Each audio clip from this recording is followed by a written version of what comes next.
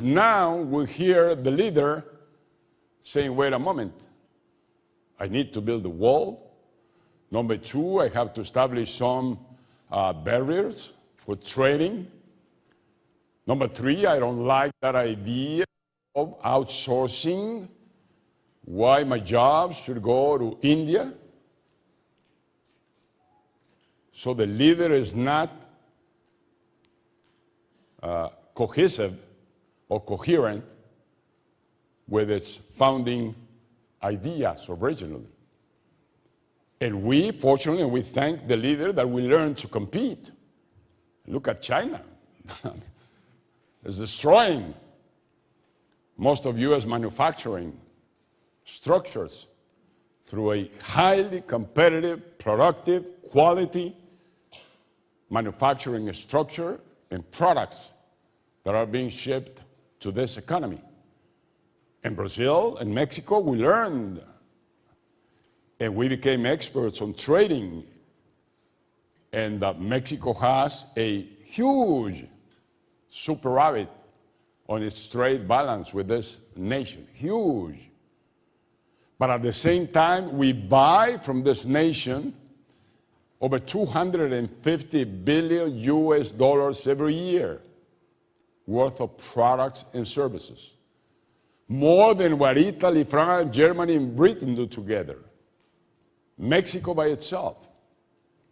We have a trade balance as big and as large as that of all of Latin America because of NAFTA. And all this means a lot of jobs for U.S. citizens here. So we are real partners. We must refresh our long-term view on NAFTA, on our relationship, on the border, and other issues that we have to attend. But all leaders right now seem to be busy in solving the crisis. Some, like we in Mexico, or Presidente Calderón is busy on violence, crime, and drugs in Mexico, and busy with influenza now, taking very courageous decisions that only leaders take. And that's why we need a very strong spiritual background, a very strong soul and heart to exercise our leadership. Because leaders take very challenging and complicated decisions like Presidente Calderón is doing. Imagine stopping the economy, stopping luego platicamos. Stopping the economy, stopping all activities in Mexico to protect citizens against influenza. And this is the kind of work that you do under a democracy and the kind of work that a leader like Calderón is doing. Ya está bien, hombre. Vienes a México luego. Ahí platicamos.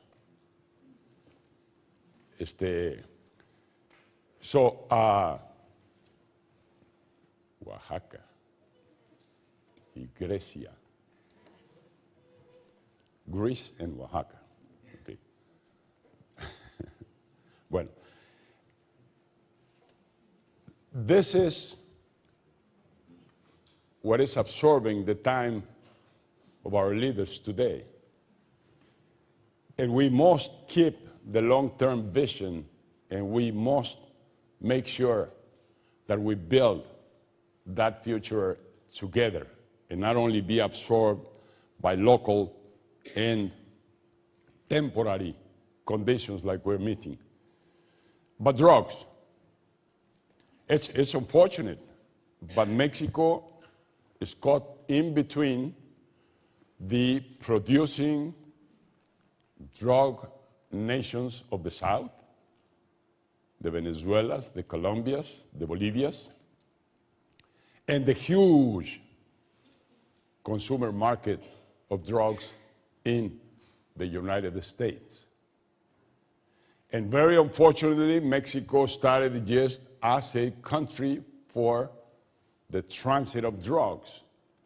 But Mexicans learned that they could produce drugs So 20, 25 years ago, Mexico started expanding its capacities to produce drugs instead of bringing them from the South. And most unfortunate, today that is being a successful strategy to refrain drugs from crossing to the U.S. market. Now that that strategy is being successful, the drugs are being sold and promoted within Mexico. So our youth is hurt today. This is why Presidente Calderón decided, as a leader, that he will confront the cartels, that he will cut the supply of drugs to the youth here in the United States, to our families here in the United States. So it's an ethical battle, the one that Felipe Calderón is carrying on today. Of course, he's also trying to cut the supply of drugs to our youth in Mexico. And that's ethical also. And that's the leadership that he is exercising today. And at the same time, he has to struggle with the economy and the problems of the economy and the problems of unemployment and the problems of influenza. But as I said before, this world has a lot of talent and things will be solved and we'll be back to track again. Maybe this leading nation is not going to be anymore the leader, because now we have leaders, leading nations, leading economies in different parts of the world. So we're not going to win the disappearance of the leader, but we are seeing, as Freeman said, the rise of other leadership, other centers of power, other centers of finance. But that's the world that is being constructed today everywhere. Everywhere there's meetings, discussions, think tanks working on coming along with the solutions to build that better world. But to us in our region, I can see no better things to do that we go through or that you go through, although also a joint responsibility that the United States goes through immigration reform. Not to open borders to everybody, not to bring in more disorder, but to bring order to an issue that can be an asset, as it's always been, and an issue that is a win-win situation.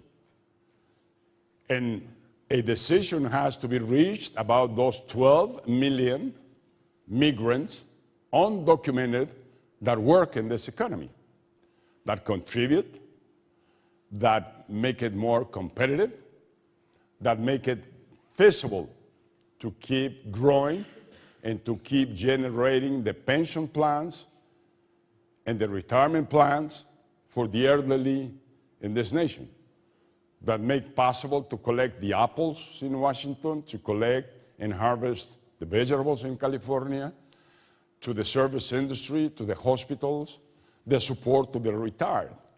So we have to find the right balance. It is not only the market, supply and demand, that has to do with that. Because supply and demand says that those 12 million can be absorbed and are being absorbed and working for this economy. But also supply says that, demand says that this economy needs, when it's growing at the rate of 2%, needs 500,000 additional workers coming from abroad to this economy, because there is not either the amount of labor in U.S. citizens or they don't want to take the jobs.